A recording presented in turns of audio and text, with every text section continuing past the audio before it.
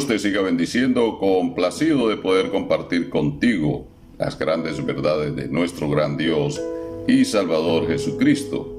Igualmente agradecido con el Señor de estar en contacto nuevamente con cada uno de ustedes a través de este medio para deleitarnos un momento con esta gloriosa y extraordinaria palabra. Hoy se abordará el tema la dicha del perdón. Salmos capítulo 32, versículo 1. Leo en el nombre de Jesucristo. Bienaventurado aquel cuya transgresión ha sido perdonada y cubierto su pecado. La Biblia refiere más de 170 veces el término perdón. Somos el resultado del perdón. La humanidad entera existe gracias a esa acción perdonadora de nuestro gran Dios. El perdón no es otra cosa sino una de las muchas manifestaciones del amor de Dios para con el hombre. Referirse al perdón en el contexto bíblico trasciende la conceptualización humana. El perdón del hombre es condicional, mientras que el perdón de Dios atiende a un acto incondicional.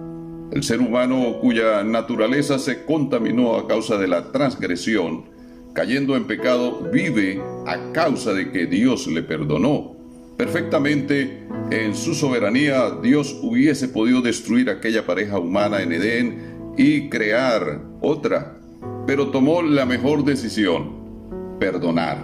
Significa que el perdón de Dios es pasar por alto y dar una oportunidad de seguir viviendo. Eso hizo Dios con el ser humano. Sin embargo, el hombre no ha valorado aquel acto inicial del perdón, sino que decidió desbordarse en la maldad y en la iniquidad a tal extremo que viene en multiplicación. David pudo reflexionar en ese acto tan sublime del Señor para con el hombre y ante tal bendición consideró y expuso en el Salmo 32, versículo 1 y 2, ciertamente es una dicha, es una bienaventuranza, una alegría para aquel a quien el hombre no le perdona, pero que Dios efectivamente sí perdona sus pecados, perdona sus faltas, sus transgresiones, sus maldades. Y dice en el verso 2, ratificando: bienaventurado el hombre a quien Dios no señala de pecado, no imputa o no lo acusa de pecado. ¿Qué quiso decir aquel rey y salmista?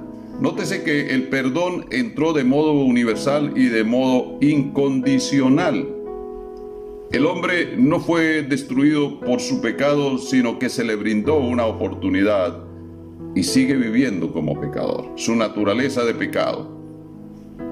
Pero Dios buscó una solución para el hombre caído y ya contaminado por el virus del pecado, e hizo uso nuevamente del perdón, pero lo sujetó a la decisión del mismo hombre. En otras palabras, es el ser humano voluntariamente quien decide usar la opción del perdón para recuperar su estatus inicial, es decir, la inmortalidad. El Señor da garantía de su amorosa intención. Juan capítulo 6, versículo 37 expresa: al que a mí viene, no le echo fuera. Es decir, si vienes a mí, te recibo.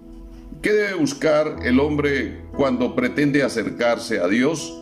Recuerda que el pecado ha creado una separación relacional con Dios.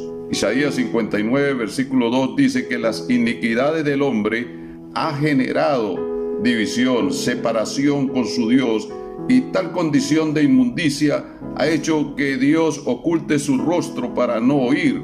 Esto no significa que Dios es malo o injusto, al contrario, es tan bueno y es tan justo que sencillamente le está pidiendo al hombre que se limpie de su inmundicia para que puedan restablecer esa relación que se deterioró en el principio, ya que su naturaleza santa en extremo impide que haya relación con el pecado. Y cuando hablo de una naturaleza santa en extremo, es que nuestro Dios es santísimo. no es 3 veces santos como algunos pretenden medirlo, es santísimo en extremo. Y ejemplifico, cuando alguien quiere abrazar a un ser querido, pero está contaminado de lepra, esta condición impide el acercamiento y eso significa que no es que ya no lo ame, simplemente no se le acerca o no permite que se le acerque porque puede ser contaminado. Y nuestro Dios es santísimo.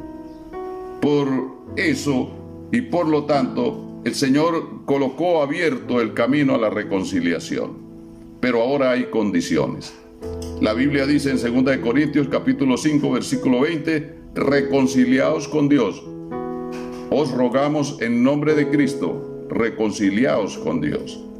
¿Y cómo puedes lograr esa reconciliación? El proceso de la reconciliación consiste en que ese acercamiento inicial para alcanzar perdón, es decir, para lograr la limpieza de tu pecado, por tal dice el Señor en el Salmo 51, versículo 17, al corazón contrito y humillado, no despreciarás tú, oh Dios.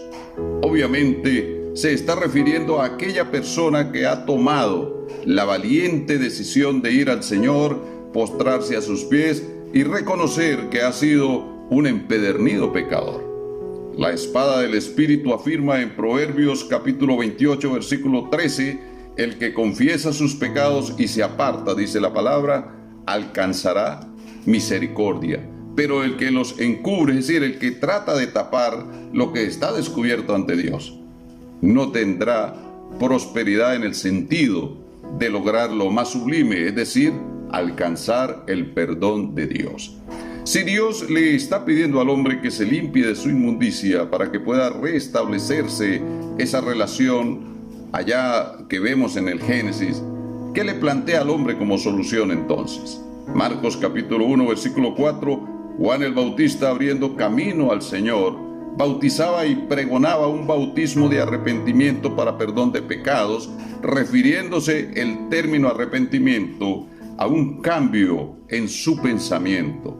Si el hombre natural no cambia su modo de pensar y deja de estar autojustificándose y creyendo que no necesita el perdón de Dios, nunca logrará la reconciliación con su Creador.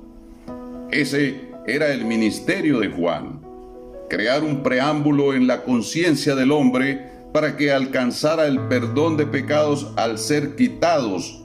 Dice Juan 1:29, he aquí el Cordero de Dios que quita el pecado del mundo, refiriéndose a la manifestación de Dios en carne.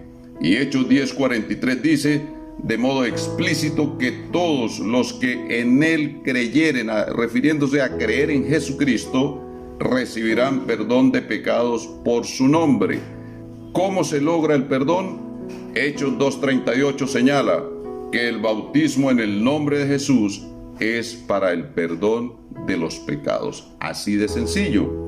Te traigo esta buena noticia. Salmos 34:18 dice que el Señor está cercano a los quebrantados de corazón y dispuesto a salvar a los contritos de espíritu. Solo debes tomar la decisión.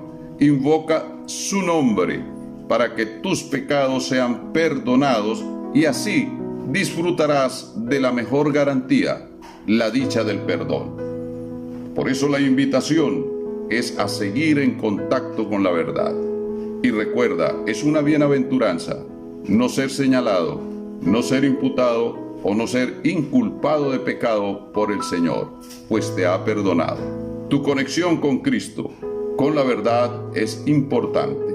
Su hermano y amigo, Pastor Arnoldo Rincón, bendiciones.